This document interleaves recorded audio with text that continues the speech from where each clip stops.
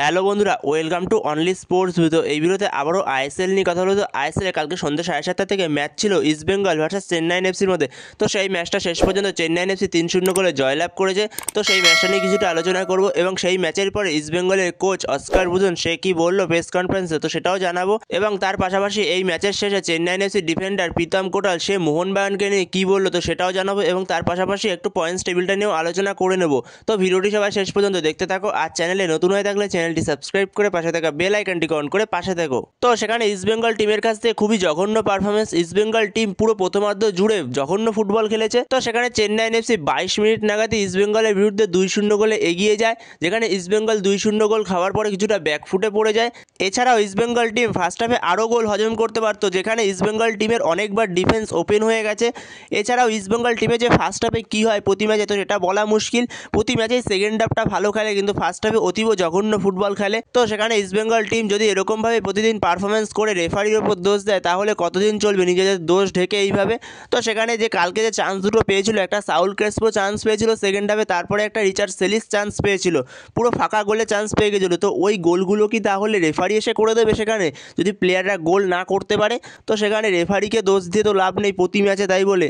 তো সেখানে এত হাই বাজেটের একটা টিম বানিয়েছে ইস্ট বেঙ্গল, তো তারপরও যদি এরকম পারফরমেন্স, তো এটা তো আশা করা যায় না। তো সেই জায়গাটায় সাউল ক্রেসপোকে ফার্স্ট হাফে নামানো উচিত হয়নি ইস্ট বেঙ্গল কোচ অস্কার বুজনের। তো সেখানে অবশ্যই ইস্ট বেঙ্গল কোচের হাতে অপশনও ছিল না, সৌভিক চক্রবর্তীর মতো প্লেয়ার ছিল না, কিন্তু তাও সাউল ক্রেসপোকে নামানো উচিত হয়নি। অন্য কোনো প্লেয়ারকে ওই জায়গায় ট্রাই করা উচিত ছিল অস্কার বুজনে, যেহেতু সে ইনজুরি থেকে ফিরেছে। তো সেখানে সাউল ক্রেসপোকে কালকের ম্যাচে একদমই খুঁজে পাওয়া যায়নি। তো সেখানে কালকে সাউল ক্রেসপোকে জাস্ট জার্সি নাম্বার দেখে চিনতে হচ্ছিল সাউল ক্রেসপো মাঠে আছে যে, সেই জায়গায় সাউল ক্রেসপো এখনো পর্যন্ত তার নিজের ফুল ফিটনেসে ফিরে আসতে পারেনি। তো সেই জায়গায় ইস্ট বেঙ্গলের হাতে আর মাত্র পড়ে রয়েছে 5টা ম্যাচ। যদি 5টার মধ্যে 5টাও ইস্ট বেঙ্গল জেতে, তাহলে ইস্ট বেঙ্গলের পয়েন্ট হবে 3-5-15, আর এদিকে ইস্ট বেঙ্গলের পয়েন্ট আছে 19 ম্যাচে 18। তো সেখানে ইস্ট বেঙ্গলের পয়েন্ট গিয়ে দাঁড়াবে 33। তো 33 পয়েন্টে ইস্ট বেঙ্গলের টপ 6-এ কোয়ালিফাই করাটা খুবই চাপ, কারণ অলরেডি 19 ম্যাচে 28 পয়েন্ট নিয়ে বেঙ্গালুরু এফসি তারা টপ 6-এ বসে রয়েছে। তো সেই জায়গায় যে ইস্ট বেঙ্গলের এখন বর্তমান সময় যা ইস্ট বেঙ্গলের পারফরমেন্স, তো ইস্ট বেঙ্গল যে 5টা ম্যাচের 5টাই জিতবে এটা বলা খুবই ভুল কথা। তো সেখানে ইস্ট বেঙ্গলের পারফরমেন্স অনুযায়ী ইস্ট বেঙ্গল 5টা ম্যাচের 5টা জেতা মানে খুবই টাফ ব্যাপার ওটা ইস্ট বেঙ্গলের কাছে এই মুহূর্তে। তো ইস্ট বেঙ্গলের জন্য এই মরশুমেও টপ 6-এ ওঠার রাস্তা প্রায় বন্ধই বলা চলে। যদিও ইস্ট বেঙ্গল 5টা ম্যাচের 5টায় জেতে, তাহলেও ইস্ট বেঙ্গল যে কোয়ালিফাই করবে এটার কোনো নিশ্চয়তা নেই। তো অন্য টিমের ওপর নির্ভর করতে হবে ইস্ট বেঙ্গলকে তখন। তো সেখানে এটাই বাস্তব যে ইস্ট বেঙ্গল এই মরশুমে আর টপ 6-এ কোয়ালিফাই করতে পারবে না।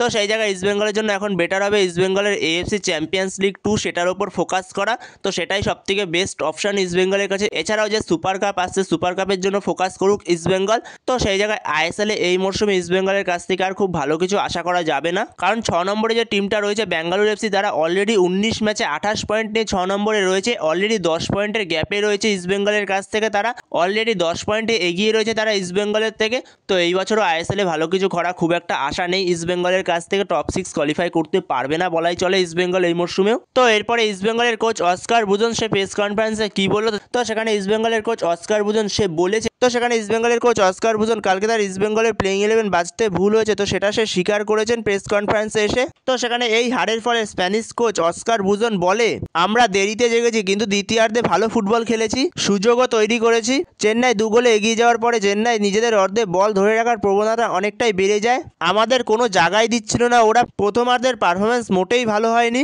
বিশেষ করে বাঁ দিকটা, কারণ ওই দিক থেকে কনর শিল্ড আর ইরফান ইয়াদব এরা যা খুশি তাই করছিল। আজকে মাঝমাঠে নয়, আমাদের সমস্যা ছিল বাঁ দিকে। তো দ্বিতীয়ার্ধে অনেকটাই ঠিক করার চেষ্টা করেছি। এছাড়াও দলের অনেকেই আজকে সেরা পারফরমেন্স দিতে পারেনি, হতাশাজনক পারফরমেন্স করেছে আজ।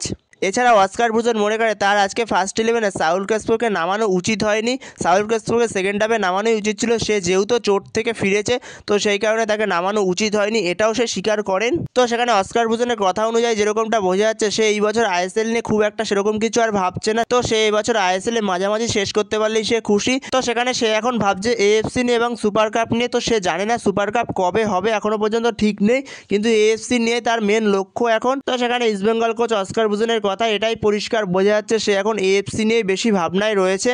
তো সেই জায়গায় ইস্টবেঙ্গলের কোচ অস্কার বুদন সে ম্যাচ শেষে প্রেস কনফারেন্সে এগুলোই বলে। তো এরপরে যদি প্রীতম কোটালকে নিয়ে কথা বলা হয়, তো প্রীতম কোটালকে যখন সাংবাদিকরা প্রশ্ন করে যে মোহনবাগান পরপর 2 বছর লিগ শিল্ড জিতছে, তো সেটা আপনার কাছে কিরকম লাগছে, তো সেখানে প্রীতম কোটাল বলে অবশ্যই ভালো লাগছে, কারণ একটা টিমের কতটা ভালো চিন্তাভাবনা থাকলে তাহলেই পরপর 2 বছর লিগ শিল্ড জিততে পারে, তো সেটা প্রমাণ মোহনবাগান। এছাড়াও সে আরও একটা কথা বলে যে এই মুহূর্তে মোহনবাগানকে ধরার মতো কোনো টিম নেই।